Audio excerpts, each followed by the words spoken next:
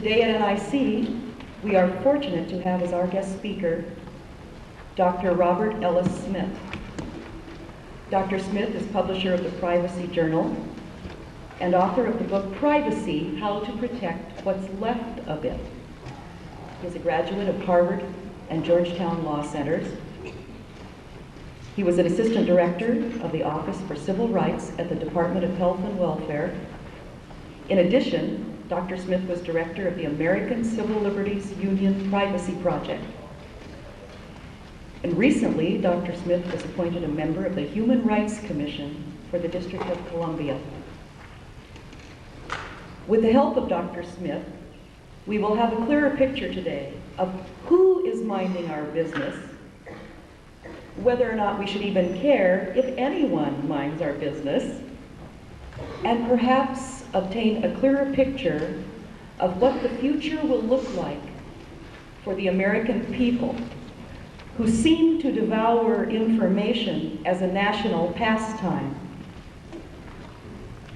I promise to keep this short, so I will give you Dr. Robert Ellis Smith.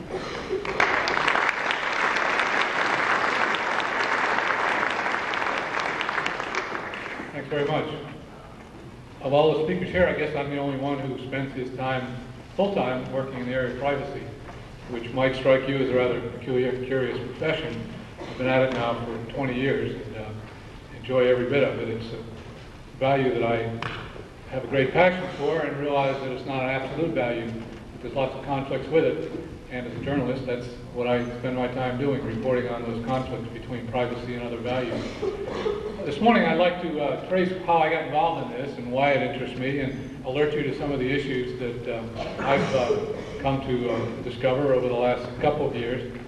At the workshop at 11, I'd like to give you a better idea of exactly what organizations have information about you and what your protections are, if any, and more important, how those organizations talk with each other, or their computers do, behind your back.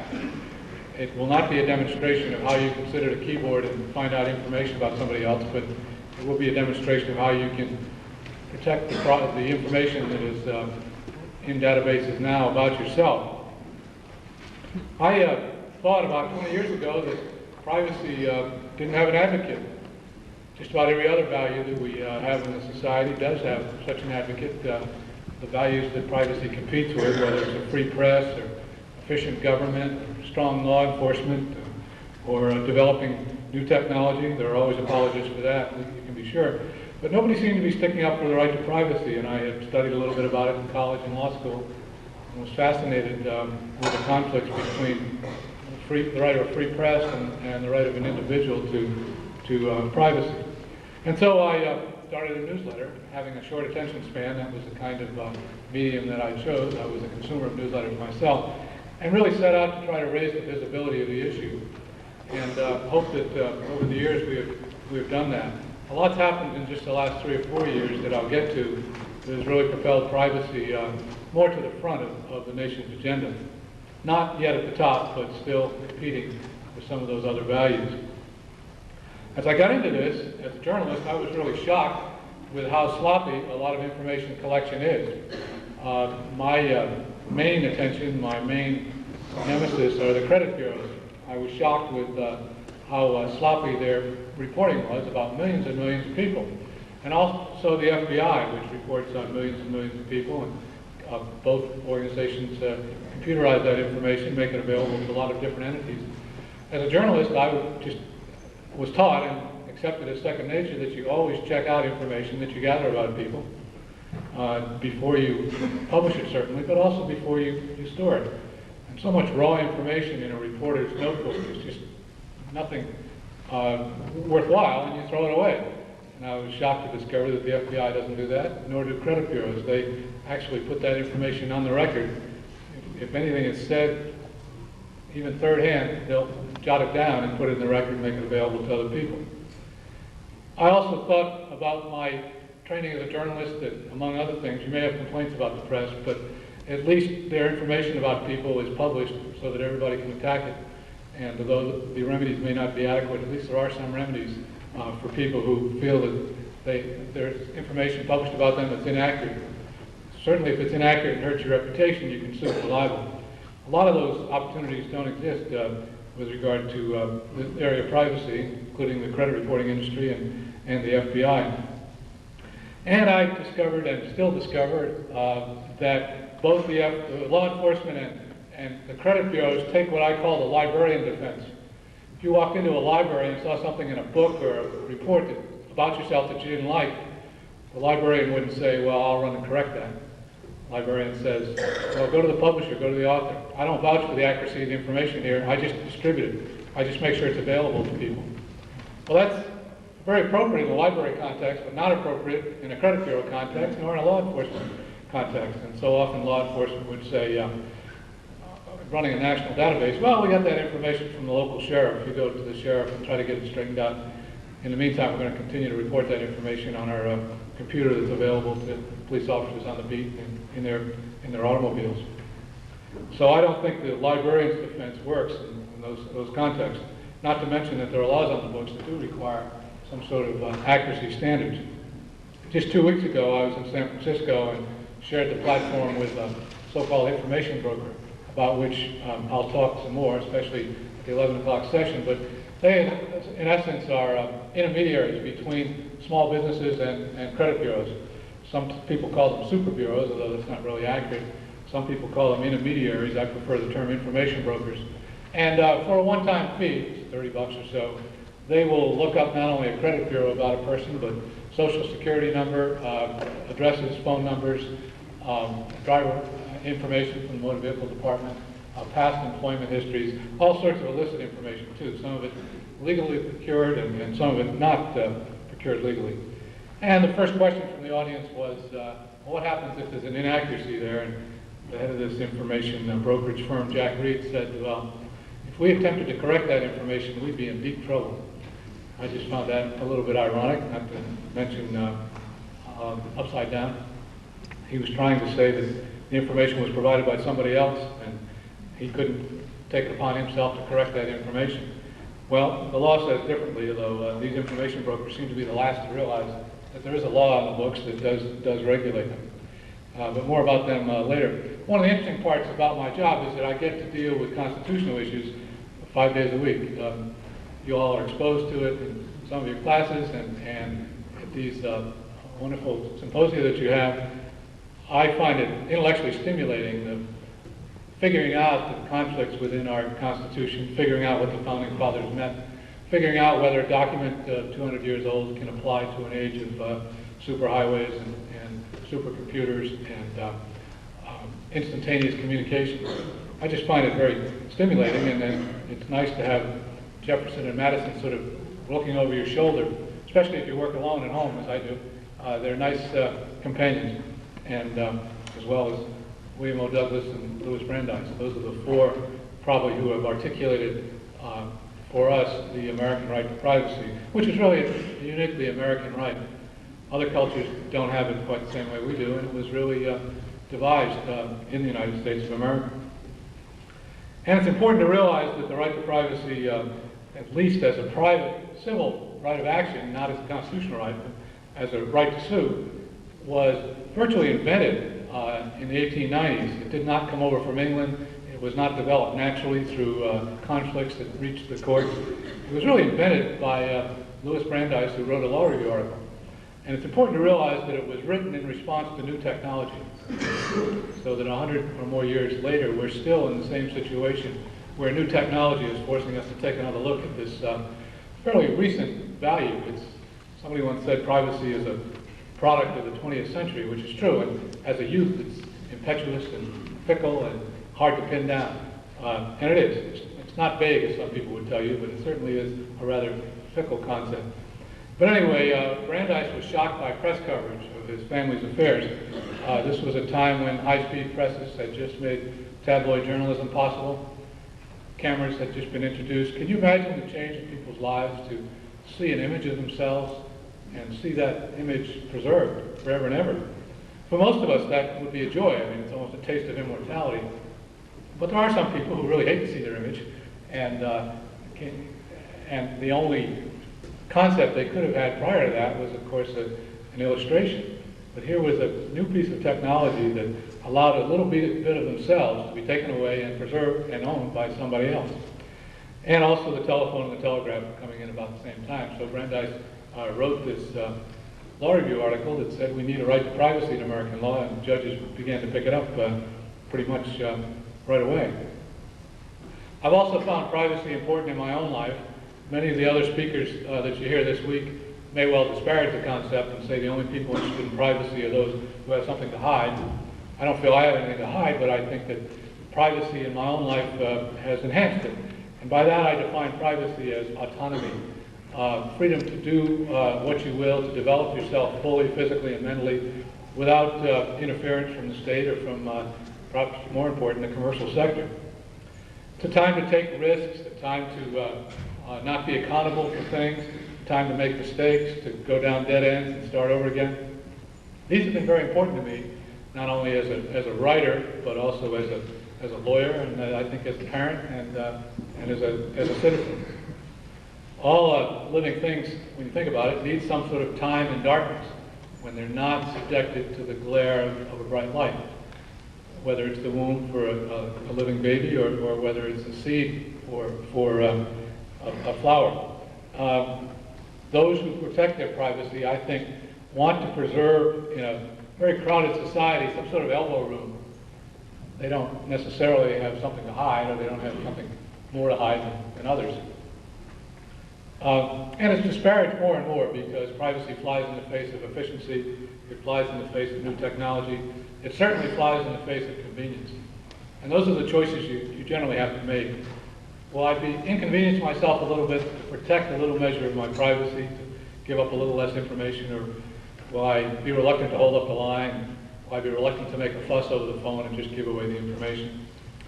So when you balance a constitutional right, privacy, against inconvenience, the choice for me is pretty clear. And even if it doesn't matter to me, I want to stick up for privacy in a particular instance just because it was fought for very hard. And these constitutional rights can easily be taken for granted if we don't continue to stand up for them. So quite often I will assert a right to privacy in some dealing when I really don't care whether the information is kept or not, but I want to preserve the concept just because I think so much in modern American life we take the Bill of Rights for granted and are quite often willing to trade it off for a little bit of convenience. The right to privacy has been defined over the last 10 years really as the right to control information about yourself. So it's not the right to keep secrets necessarily. It's not the right to prevent any information about yourself from being distributed. It's the right to control that information as to who's going to use it, how it's going to be used, when will it die if it ever dies, how will it remain correct and accurate. So it's the right to control information. And you can see that it's not an absolute right. You can't always assert the right to control because there are other needs in society that demand that information. I have to point out to some people that government agencies and private collection agencies don't gather information just because they like to, have a purpose for it. When that purpose isn't very well articulated, then I think that's when we ought to jump in and say you shouldn't be collecting that information. You can't articulate a good purpose for it.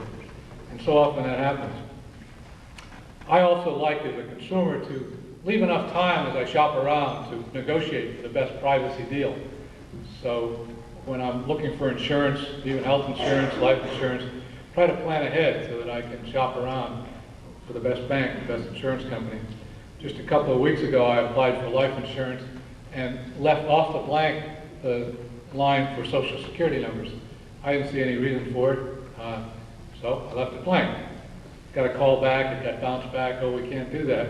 Why not? Well, the state requires us to have a Social Security number in order to pay death benefits. I said, well, I understand that, but I'm not dead yet. When I die, you can get that number. Well, yes, but that might slow things down. And I said, are you saying that it's a state requirement? Oh, yes, yes, yes. You've all heard this before, I think. So I picked up the phone and called the State Insurance Commission, found out there was no such requirement. That's usually my experience. And called back and got bumped up to the next higher person. Had another discussion about it. And in the course of the conversation, he admitted that they really could do without it. It's nice for them to have. They do need a Social Security number at time of death, but in 99% of the cases, that's on the death certificate. so they don't need it for policy. And at the workshop, or perhaps a little later in this session, we can talk about why that is important, that Social Security numbers not be floating around. They're really the key to all the computer systems talking to each other. So, in the 1970s, I happened to ride a wave. That's when I started my newsletter, and it was the very same month that Congress passed the Privacy Act of 1974, which applies to federal records. Gives you the right to see those records and to make sure they're accurate. It also gives you limited rights to make sure that federal agencies don't exchange them with other agencies or with the general public, although there are lots of holes in that act. At that time, credit bureaus were just beginning their conversion to computerization, and were being bought up all over the country. You probably know the credit bureau in Coeur d'Alene or in Spokane 20, 25 years ago was a small mom and pop operation, probably set up by the department stores in town. Nonprofit organization to keep track of how well people paid their bills. Of course, at a time in that period, most of us lived in our hometowns, and so our family name was known, and the merchants knew we were good for the money. But the very worst, they could call up the credit bureau, and somebody could look through a 3x5 card and say, "Oh yeah, that person pays their bills okay." Well, then we started to move around the country. More than 35% of us don't live in the town where we were raised anymore. And we move quite frequently. I think upwards of 1 out of 4 people move every 3 or 4 years.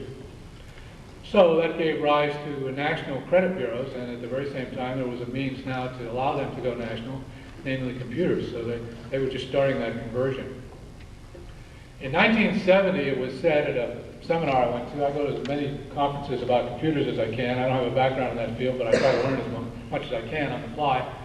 And it was said there that in 1970, all of the computers in the United States at that time probably could fit in the dome in Seattle.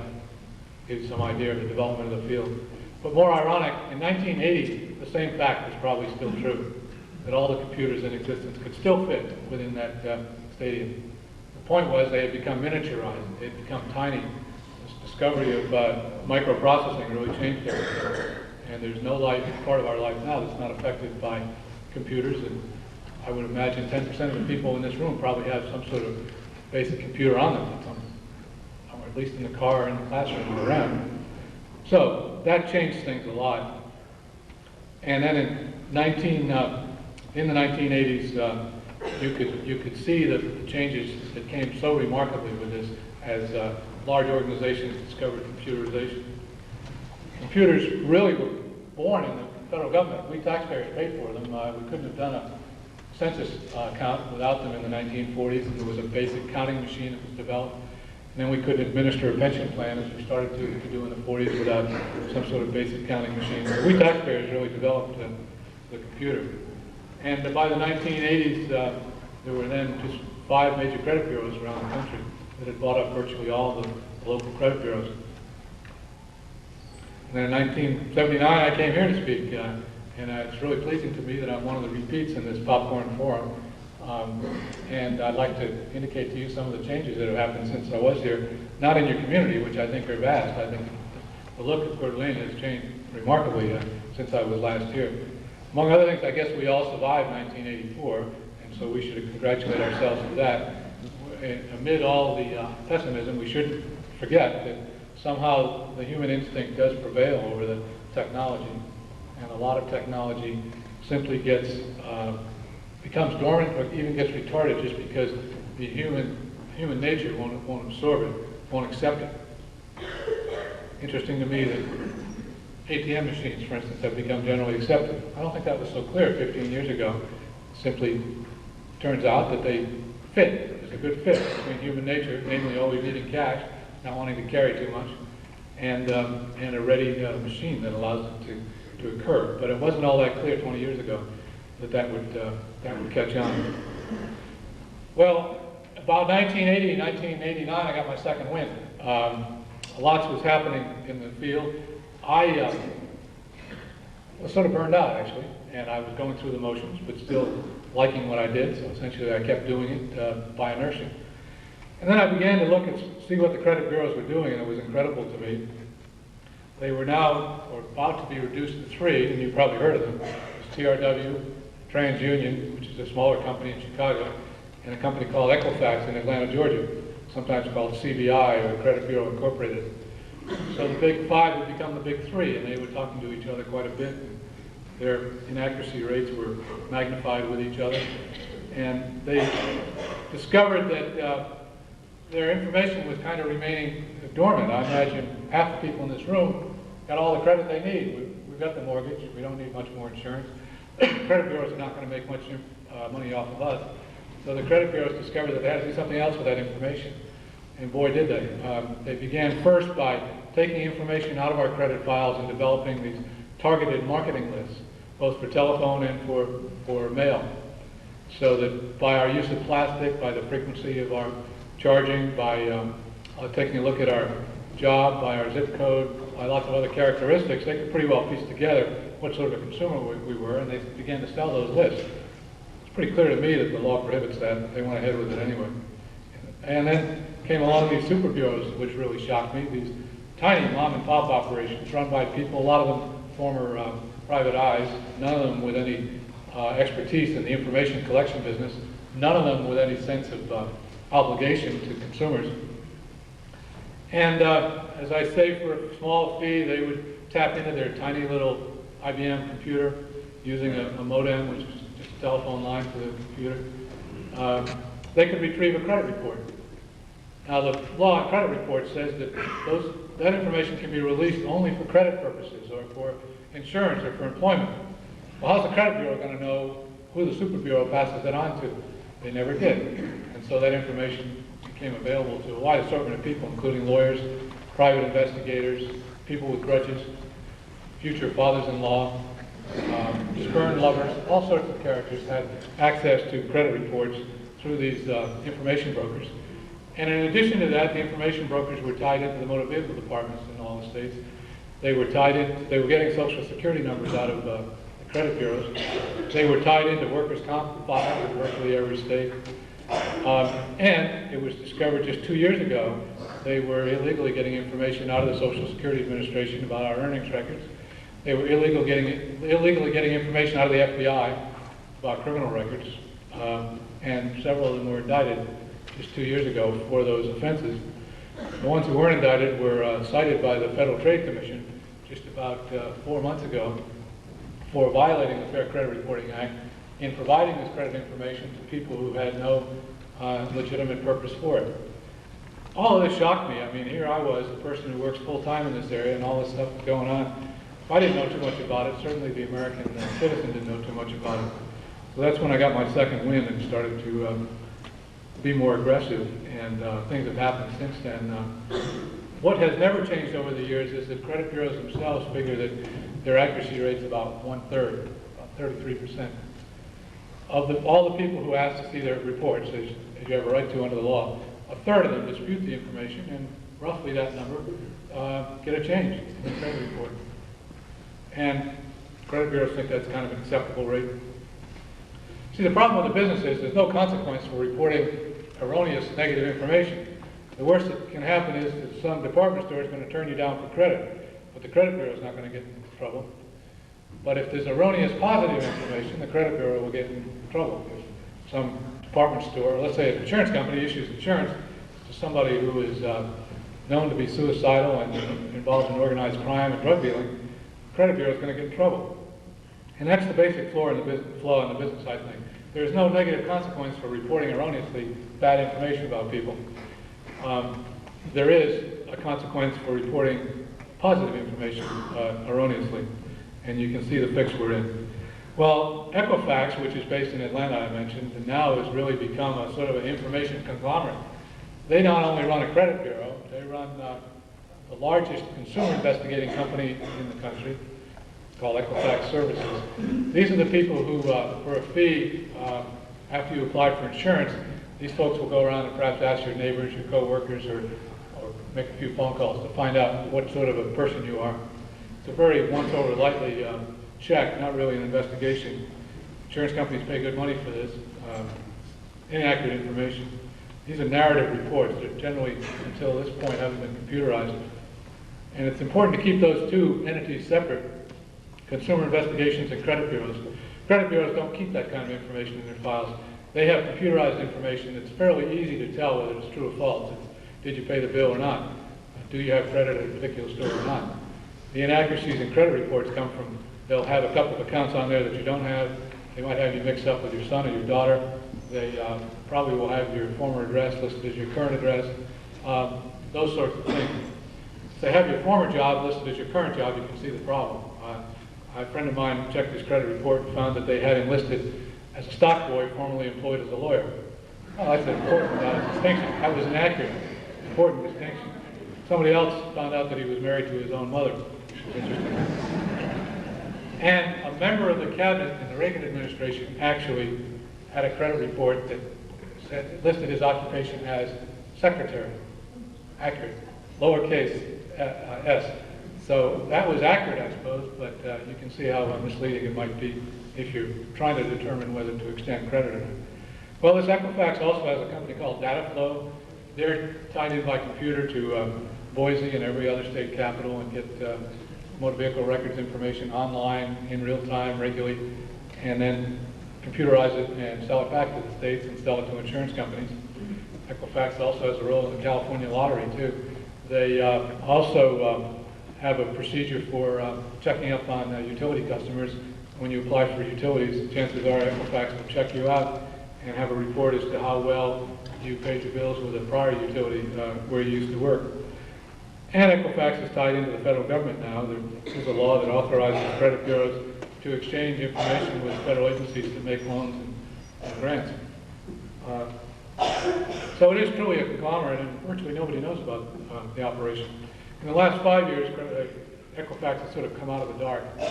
They accuse me of being secretive, but these companies are much more secretive than I would think of being. Equifax has improved its record a good deal. They, for instance, have voluntarily agreed not to take information out of the credit reports and use it in target marketing. TRW and TransUnion have not agreed to do that at this point. So the credit bureaus went haywire in the late 1980s, and so did I. You may have read about the small town of Norwich, Vermont, a town much smaller than this one, where virtually every property owner in town had a report put on his or her TRW report saying that he or she was delinquent in taxes. In fact, it was just a mess up. TRW had hired a contractor to go to the courthouse and had mistaken the entry for taxes paid for delinquent taxes. Just a one-digit change, and entered all those records as delinquent. Lots of people got denied credit. It had serious consequences for many people. 6 months later, the same thing occurs in Cambridge, Massachusetts. Same contractor, this time it was Equifax.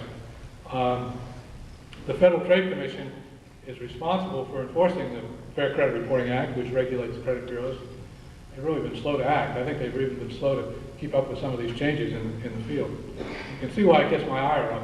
I'm somebody whose profession is reporting on people and events, and I see a massive reporting system that is so lax and irresponsible that I can't resist. Well, some of the things that also occurred in the late 1980s and now are occupying my interest, of course, is drug testing, which is kind of a low-tech invasion of privacy. I've been surprised with how people have embraced it, I think for fear of being thought that they're tolerating drugs in the workplace. There are many other ways to prevent impairment in the workplace than urinalysis tests, which do not measure impairment, first of all, which secondly are notoriously inaccurate, which thirdly can be beaten by various ways. What is needed is a test that measures whether people are impaired when they report to work. And with computers available, those tests through simulation are very easy to concoct, and people ought to be required to take those. Always curious to me, too, that urinalysis was so hot in the workplace and breathalyzers are not. Breathalyzers do measure impairment, and the invasion of privacy and the indignity is much less. And they're very rarely used in the workplace. And I think that's just a subjective judgment as to what people are worried about and what they're not. We've seen a lot of changes in telephone technology. I don't know whether there's anybody from Boise here or not, but there was a great experimental. Anybody from Boise? Anybody know about caller ID? Okay, you subscribe? There's a subscriber. Caller ID simply displays the number of the incoming call. Before you pick it up, you can determine whether it's a friend or a foe. It sounds like a great idea. It sounds like a great boon to privacy. It began in New Jersey, then spread to Virginia, West Virginia, and Washington, D.C. area. And Boise, among other places, had sort of these small experimental pilot projects to see if people were going to go for it. It hasn't been overwhelmingly popular. When you think about it, I first thought it was a great boon to privacy. Then I thought the privacy equation was about equal. And then I began to think of the calling party and now decided that it really has possibilities of great danger to people. But I'm not sure, first of all, it's very useful. It still requires you to interrupt your activity, whatever you're doing, run to the phone. Secondly, it requires you to memorize phone numbers and to recognize friends' phone numbers, which I certainly don't do. I would know 3 people's phone numbers who called me. Thirdly, it's not all that accurate because it reflects, of course, only the number of the telephone that's being used, not the party necessarily. But the privacy implications were much more important probably than the pragmatic implications, and that is that a lot of people in distress like to call anonymous hotlines and will do so only if assured of anonymity. That's really the basis of not only good medical care, but of people getting help. And if they thought that these services were using caller ID, they would soon stop doing that. Secondly, people in distress who had to flee the home because of battering or whatnot might well want to call back. In fact, in some states, it's an obligation. If you take children away from a battered situation, you have to call back and check in to avoid kidnapping charge. So here was a legal obligation people had, and what were they doing in a time of stress? They were displaying exactly their whereabouts and who was harboring you. Very dangerous situation, I think. Well, does that mean I'm in favor of dirty old men making calls? No, there are other remedies for it. The phone company offers a collection of about 8 different new offerings. Caller ID is only one of them. The others are very fine services. And one of them is called Call Trace. And you remember in the old days you'd have to call the operator to trace a call, and it was virtually impossible to do. But now it's very easy to do. And all you'd have to do is punch in a code, and immediately the call can be traced. The information doesn't necessarily go to you, it goes to the phone company, and then you and the police can work out what you're going to do about it. And also there are phone consoles you can have without subscribing to a service. Simply buy a phone into which you can program the dozen numbers of your friends and the people who call you regularly. And when they call, the little device will give you a ring. And when others call, it'll give you a buzz or something, and you can tell. If you're in the shower, you can decide. You're going to interrupt what you're doing for a buzz or not? Or you're going to wait. There's also another service among these 7, which is called distinctive ringing. And that doesn't seem to invade anybody's privacy. You get the same service that way. Phone company doesn't push these. They push the caller ID too much, and I think it's going to die of its own weight. I'd be interested to hear what you think of it, and if you've had experience with it, what you think of it. Also, lots of things happening in the supermarket. I don't know whether you've seen that or not in this area, but more and more people are asked to provide a little ID card that they present at the checkout counter, and then through the Uniform Product Code, which is that barcode on all the groceries, every one of their grocery purchases is registered with that reader at the checkout counter. And then as incentives, they're offered what are called electronic coupons to keep them buying the same products, or competitors will try to win them away. Next thing you know, you're getting mail, you're getting phone calls related to those purchases.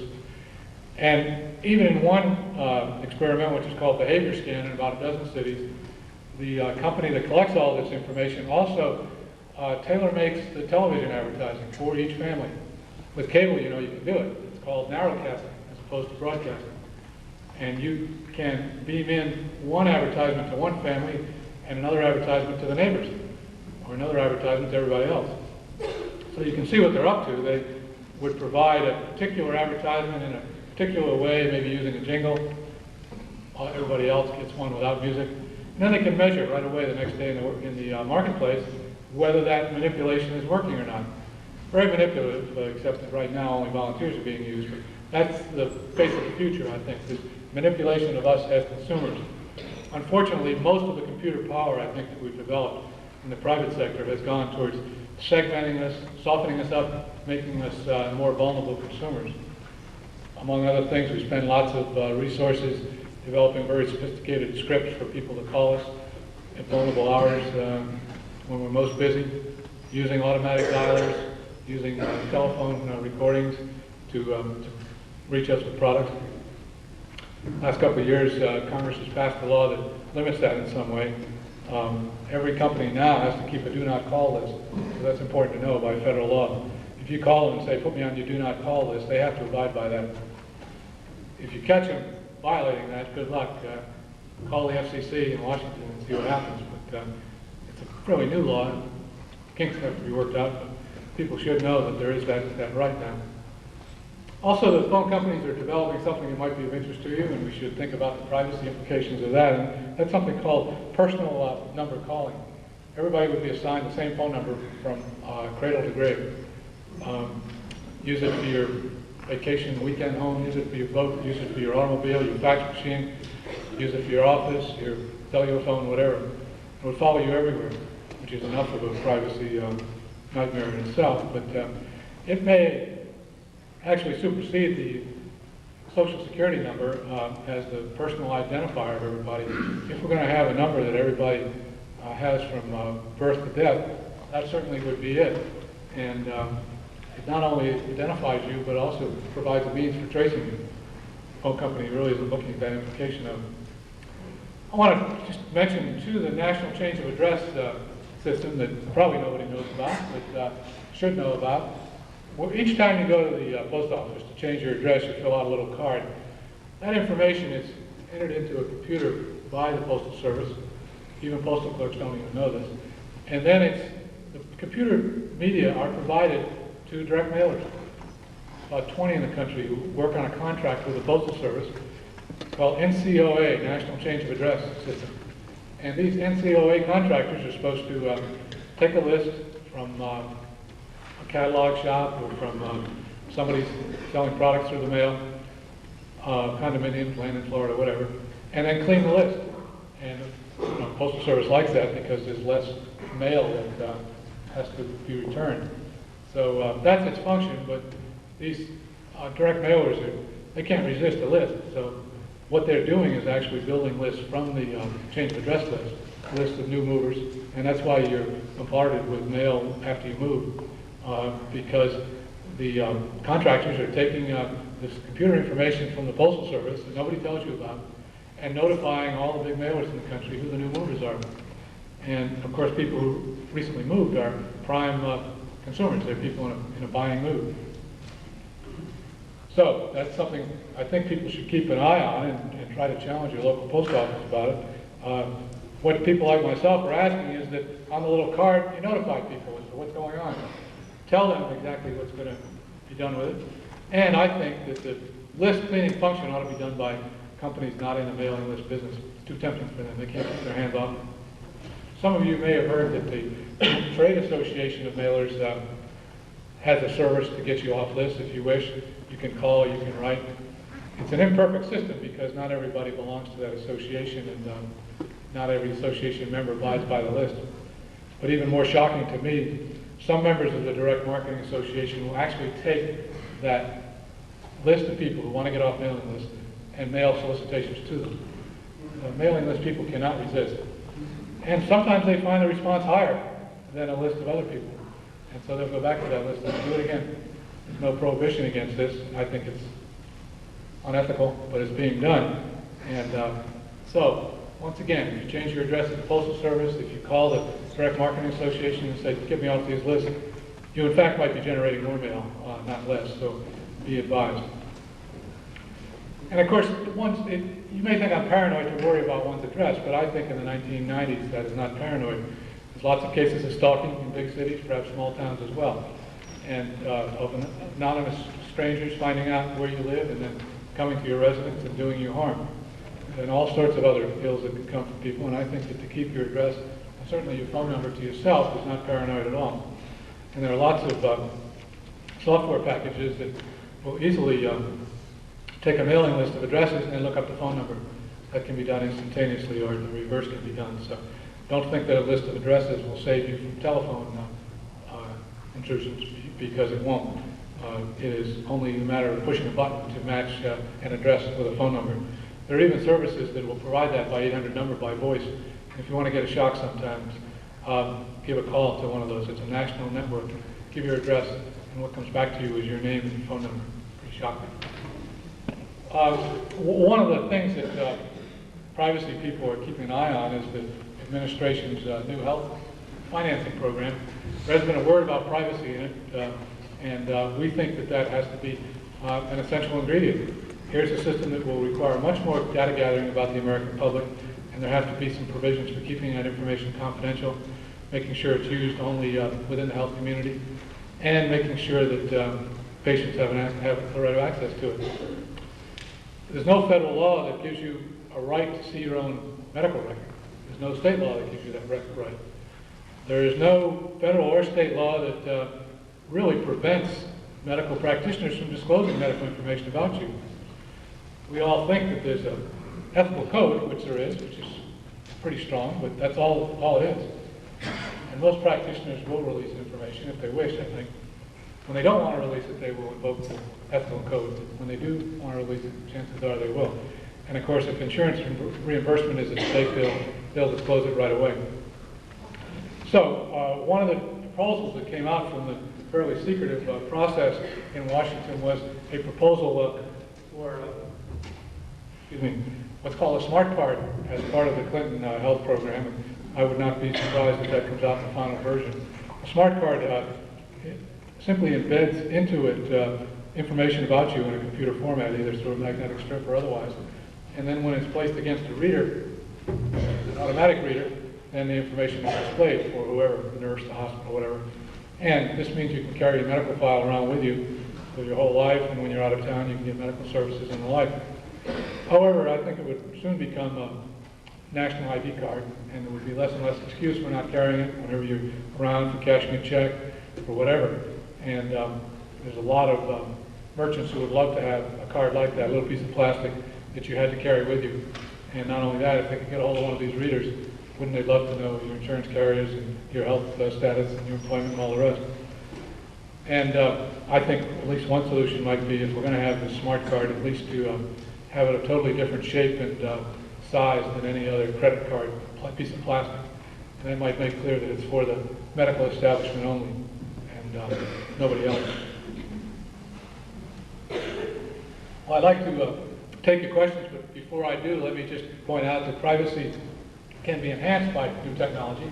We had a good example of that about 2 years ago when Equifax joined with a software company called Lotus in Massachusetts to take all the credit files from Equifax, just not the credit information, but the name, address, social security number, demographic information about people, ethnic group, approximate income, and all that, and put it on what's called a CD-ROM disk, about that big, information on millions of Americans who would fit on such a piece, be available for $600 to anybody who had a lot of curiosity and a Macintosh computer.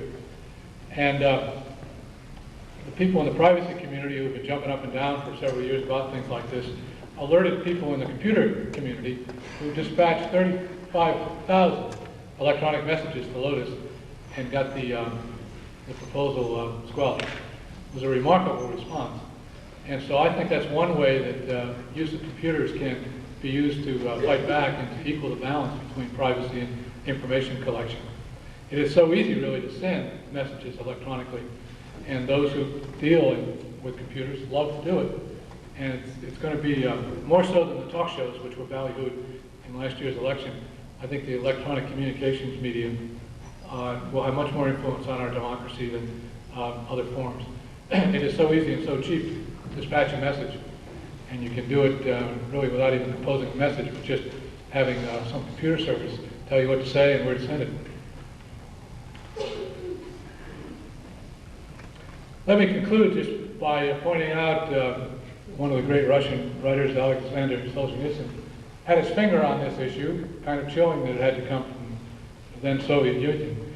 But he pointed out that as each person goes through life, we fill out lots of forms, and each of these facts about us goes on the record somewhere.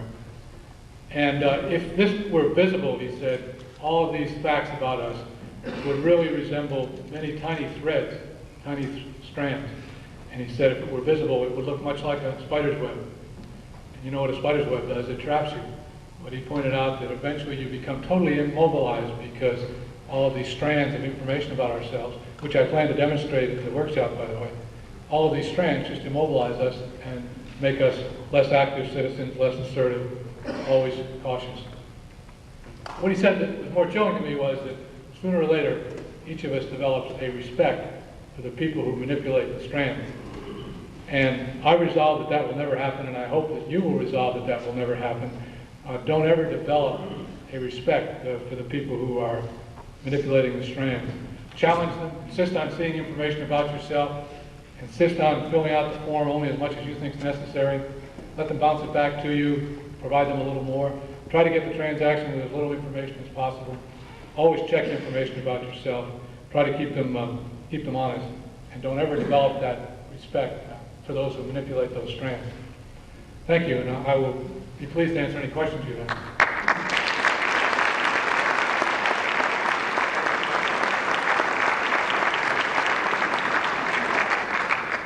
You were first.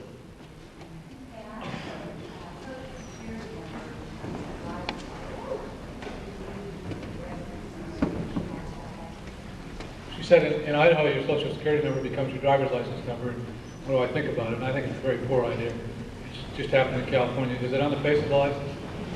It's really unfortunate. That was true in Washington, D.C. That's not the reason I moved back to Rhode Island, but it was a nice byproduct. In Rhode Island, they don't do that. What it does is make that number public, so it's available to anybody where you cash a check, or where you bank, or anybody who looks at your driver's license. It quite often appears on the outside mailing labels, mailings from the motor vehicle department, from the tax department. And you want to protect that number much like a credit card number. You don't want your telephone credit card number floating around because the social security number is the one key method by which somebody who wants to commit fraud on you can pose as you and get information from anybody, Blue Cross, your employer, anybody, tax authorities. And so the social security number should be used very sparingly. It should be used only for any tax-generated transaction like employment or the bank relationship. But it shouldn't be an insurance number. It really shouldn't be a student number. Student numbers can be last 4 digits. I think that's adequate. And that's one approach you might try with the motor vehicle department. See if they'll accept the last 4 digits and let you make up the first, 5. There is no law against it, if that's what your question is. It is permissible. I think it's extremely ill-advised. Yes. Actually, I protested giving my social security number to the driver's license, and they gave me another. Well, great. I hope everybody heard that. She protested and she got another number. How long have they been asking for it? Oh, years and years. Have they? Oh, that's great. As a point of information, I just got my driver's license changed, and they've done away with the social security number in the state of Idaho. I just had it done last week, and that was based upon the state law in Idaho.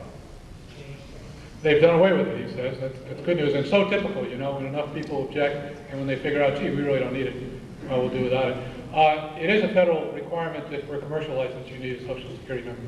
That hasn't changed behind I you. just got a letter, my birthday's coming up, that in order, I've had a social security number on my driver's license for 100 years, but I refused to give it to them. That they insisted that I show my social security number, and then they will assign me a number. That's exactly how it works in the state of Idaho. In other words, you're going to tie your number whether you like it or not. Was that your experience? It wasn't. Everybody hear that? He said they insist on seeing your social security number if you want an alternative, but then we'll provide the alternative. Just don't know. Yes. In your opinion, you said privacy flies in the face of convenience.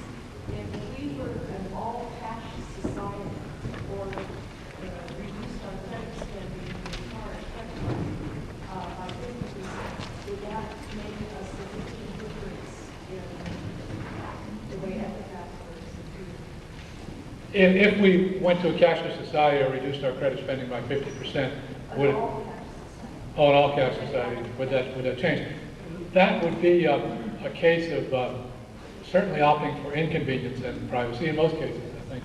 And probably in today's world, it's probably not too smart to carry around that much cash, so I'm not sure that would make sense for people. But I think the use of more credit cards in kind of random fashion might help. To try not to establish patterns that are so easy to pick up by a computer, I think that might help. The cashless society might be more of a threat to our personal security than to our privacy. Yes. When I went in to get a car loan, they looked at my credit and I found out there was something on there that I didn't know was there. Aren't they supposed to get a hold of me before they put it on my credit? The lending company? Something from a credit bureau that was there that I had no idea was on there. And you went to see your credit report at the credit bureau? No, I never really followed up on it, but I wondered if they had to contact me before putting it on my No. record. No, the question is, do they have to get her permission before they put an entry in her credit report? And the answer is no. Any retailer can get a credit report on you without your permission, and anybody can add information to it, so that a department store will put an entry on you. It might involve somebody with a similar name, but anyway, they'll put it on, and they might get a credit application and pull up a credit report on you, but they don't need your permission for either one. What they do need is what's called a permissible purpose. That's the key thing. Are they going to extend credit or employment or insurance to you?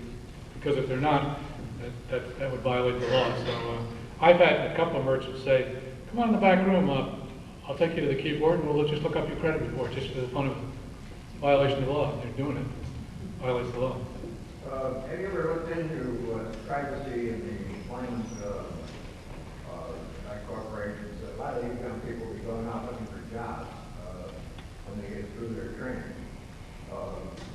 Among them, the subject of drug testing has gotten a lot of publicity because another area, the psychological profile. I've seen one, I recall one that I saw that asked the question, if you were qualified and people who were in a position to assist you asked you to run for senator from your state, would you accept or decline? Another question was, you're alone in the house. You feel the urge to do the bad thing. You know there's no one else in the house. You leave the door open or you close it. When did you stop beating your wife? Yeah, it's really important stuff for employers to know. They want to push you for race, religion, sex, or whatever. They can give some interpretation of that. That's the growth. It's exactly true. I hope everybody heard that. It concerns these so-called psychological tests that are administered in the workplace. And one of the great gaps, I think, is that older people have been through all this in the employment situation. Young people haven't, and young people see privacy as less of a concern right now in their lives. These are really pernicious. They're not even, don't deserve the name tests, actually. They're not done by professional psychologists in most cases. They're mail-order operations, too. The employer administers the test, and it's mailed off somewhere. Nobody knows what the right answers are, except this company in Chicago somewhere that grades you on how well you did and whether you're going to be an honest employee or productive employee. And I think they're just bogus. They are legal except where they infringe on those areas you mentioned, whether they would be discriminatory in certain areas. I think in most cases they are. They do discriminate on some grounds in subtle ways. And you don't have much choice, I guess, if you're asked to take the test.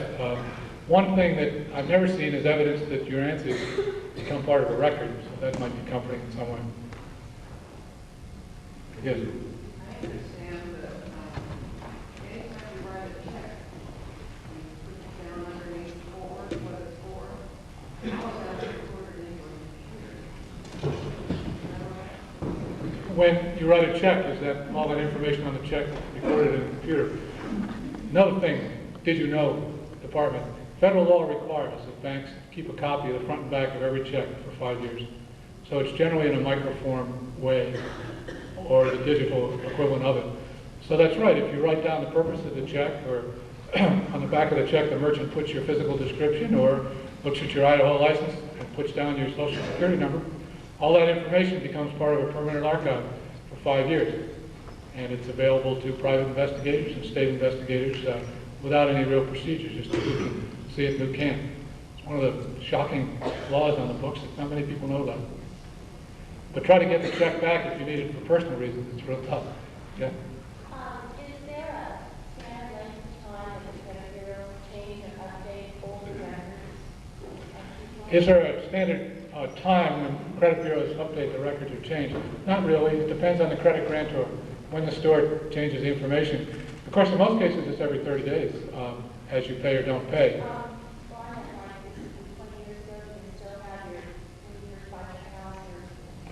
Perhaps. The federal law says that derogatory information may not be reported after 7 years. In bankruptcies, I think now it's after 14 years. So you do get a clean bill of health after 7 years on a delinquency account or something like that. Yes. You talk about the information brokers, that they crack down on some of them. So are they still up and running and very active at present? Yeah, they are. The FTC gave the information brokers really a slap on the wrist. And I don't know whether the criminal indictment it's resulted in guilty verdicts. I don't know whether they've gone to jail yet or not. But the bottom line is these companies are still running. So there is still that threat to your privacy? Definitely. Definitely. It's a business that a lot of unqualified people are getting into. Yes. Is there any way to counteract negative information in your credit file by embedding or pipelining in some positive? Can you put in positive information to counteract negative information? Well, you have that right. You have a right to put 25 words or less into your credit report, your side of the story. They're reporting that you didn't pay an auto loan, and your response is, well, that's true, but it was a lemon. I returned the car. You can put that into the file, things of that sort. So you do have that right. I think you also ought to anticipate, see your credit report before you apply for credit. If it's got some negative stuff on there that is true, just anticipate that and write a letter of explanation to the person you're applying for credit. Tell them it's going to come up. That relieves the shock, and that might work. Just tell them that I had a bad experience with this store, and I don't want to deal with them ever again. And by the way, the outstanding balance is $6.05. A lot of credit grantors will turn you down if you have such a negative entry. So anticipate it and explain it in advance. Okay, two more. Just back to the memo on the check question, I think it's important to make a distinction that doesn't become part of the database that's easily accessible. It becomes part of a film that has to go back and get looked at on an individual check basis. So it's retrievable, but it's not easily retrievable like total of your checks or all the checks you get with just dollar amounts, that kind of thing. So it's there, but it's not necessarily simple to pull up. Okay. She's pointing out that the collection of checks on microfilm, microform, is not part of a database as such, and it's not quite that easy to retrieve as your balance or the like. I suspect that in a few years, though, banks will be digitizing that information and simply using a reader and putting it in digital form. So I think that may change. And the last question, sir. Assuming you find an error in your local credit, is that all you get that corrected?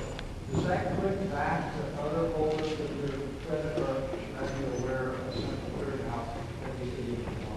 That's a good question. Once you correct your credit report locally, does that take care of it forever and ever throughout the whole network? And it really doesn't. But starting in about 2 months, the big 3 credit bureaus will have a system for transmitting that correction to their 2 competitors. So that'll help. If the information brokers have already taken a report prior to the correction, there'll be no method for correcting it there now. And there's no method for correcting it with credit grantors, stores and the like who have already received it. Now, as part of seeing your credit report, you also are entitled to be told all the entities that have seen your credit report in the last 6 months. So if there is a significant change, you should notify them as well. Or insist that the credit bureau does it. Well, thank you very much. I hope you can come at 11 and we'll get into some graphic illustration.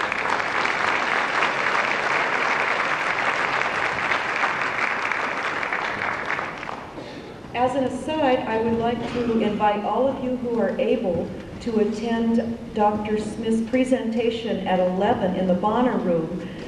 We have a little more information on who's minding your business, how it's done, and slide presentation, and you'll be able to observe some of this information gathering in action.